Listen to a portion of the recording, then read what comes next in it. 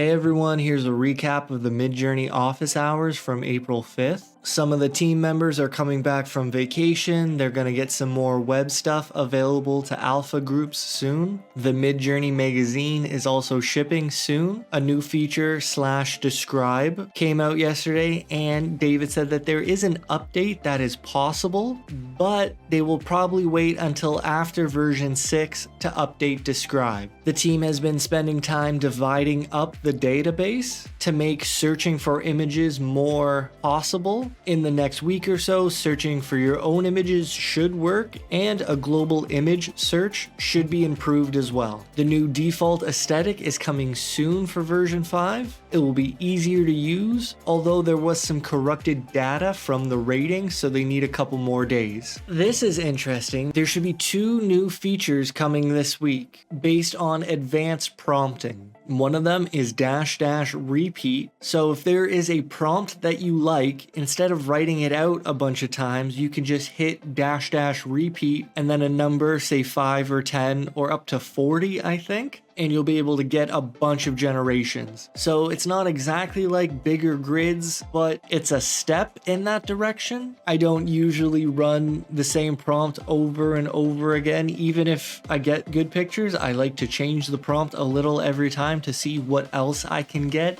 based off of a good prompt. So maybe this one won't be for me, but let me know if there are some use cases that I'm just not thinking of. But the second feature sounds fascinating. I think it'll be called Permutations. And this is David's example. You could say something like cats, dogs, and monkeys in the style of cyberpunk vaporwave art deco. And then it will do every combination of that. You know what I'm trying to say? Every possible way to write that prompt, I think Midjourney will just be able to do for you. And I think that sounds amazing. This is something I actually got ChatGPT to help me with recently. I gave it the words I wanted to use and I asked it to rearrange those words in every possible way. I had to copy and paste each of the prompts, but now I don't think you'll have to do that. I think Midjourney will just be able to give you a batch of one prompt in a bunch of different combinations. That sounds amazing. Such a cool feature to have. In the end, I think it'll be a really small portion of people who ever use it. If you need that kind of advanced prompting, you're so deep down the Midjourney rabbit hole.